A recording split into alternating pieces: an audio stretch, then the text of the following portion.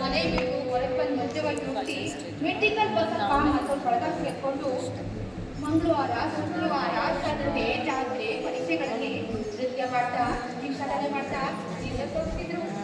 ಇರ್ಬೇಕಾದ್ರೆ ನಮ್ಮ ಕನ್ನಡ ಜಾನಪದ ಲೋಕದ ಬೇರುತ್ತಾರೆ ನಾಡವಜೋರ ಪರಿಚಯ ಮದ್ದವಜೋರಿಯಲ್ಲಿ ಆಗ್ತದೆ. ಆ ದಿನ ನೋಡಿ ಮದ್ದವಜೋರಿಯ ಜೀವನಕ್ಕೆ ಹೊಸ ಬೆಳಕು ನೋಡ್ತು. ಆ ದಿನ ಏನಾಗ್ತಂದ್ರೆ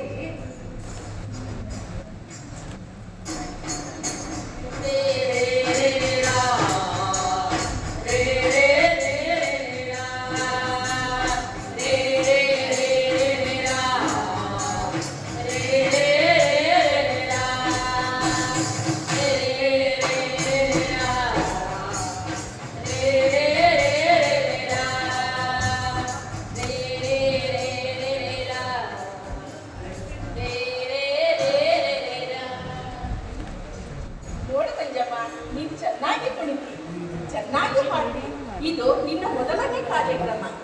ಈ ಜನರ ಚಪ್ಪಾಳೆಯೇ ನಿನಗೆ ಆಶೀರ್ವಾದ. ಹೋಗು ಮಗಳ, ಒಳ್ಳೆಯದಾಗಲಿ. ಅಲ್ಲಿದ್ದ ಈ ತಬ್ಲಿಗೆ ಹೊಸ ಬದುಕೊಟ್ಟೆ. ನೀನು ನೋವ ಮಾತ್ರ ಅಲ್ಲ, ನಂದು ಯಾವ ಆಗಲಿ ಮಗಳ, ಒಳ್ಳೆಯದಾಗಲಿ.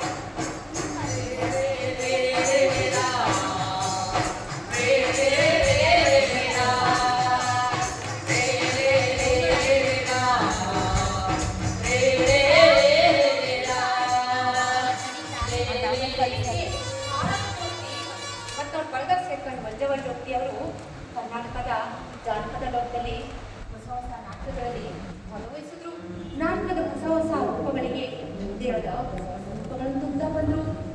ಕನ್ನಡ ಜಾನಪದದ ಹೊಸ ನೃತ್ಯಗಳೆಲ್ಲ ಬೆಳಕಿಗೆ ಬಂದರು.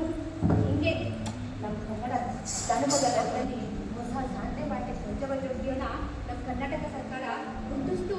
ಬರೀ ಗುರುತಿಸಿದ್ದೇ ಅಲ್ಲ, ಮಂಜವಳ್ಳಿಯವರಿಗೆ 2006ರಲ್ಲಿ ಜಾನಪದ ಲೋಕ ಪ್ರಶಸ್ತಿ, 2008ರಲ್ಲಿ ಜಾನಪದ ಅಕಾಡೆಮಿ ಪ್ರಶಸ್ತಿ, 2009ರಲ್ಲಿ ಎಚ್ ಎನ್ ನಾಗೇಗೌಡ ಪ್ರಶಸ್ತಿ, 2010ರಲ್ಲಿ ರಾಜ್ಯೋತ್ಸವ ಪ್ರಶಸ್ತಿ ಕುರಿತು ಗೌರವ ಮಾಡಿತು. ಕರ್ನಾಟಕ ಸರ್ಕಾರ ಮಾತ್ರ ಅಲ್ಲ, ಭಾರತ ಸರ್ಕಾರವು ಮಂಜವಳ್ಳಿಯವರ ಸಾಧನೆ ಗುರುತಿಸಿ 2021ರಲ್ಲಿ ಗೌರವಾನ್ವಿತ ಪದ್ಮಶ್ರೀ ಪ್ರಶಸ್ತಿ ಕುರಿತು ಗೌರವ ಮಾಡಿತು. ಹೀಗೆ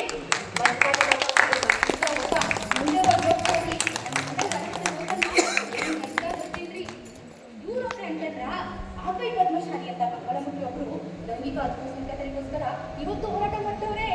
ವಿದ್ಯಾ ಅನ್ನುವಂಥ ಮಂಗಳಮುಖಿಯೊಬ್ಬರು ರಂಗಭೂಮಿ ಕಲ್ವಿಯಲ್ಲೇ ಚಲನಚಿತ್ರಗಳಲ್ಲಿ ನಿರ್ದೇಶಕರು ಆಗವ್ರೆ.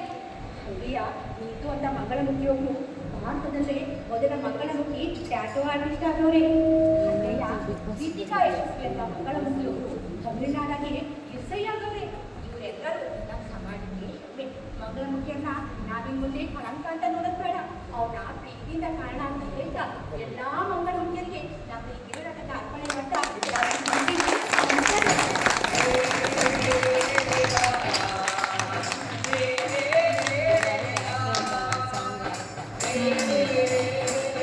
ಅವರು ಇವರು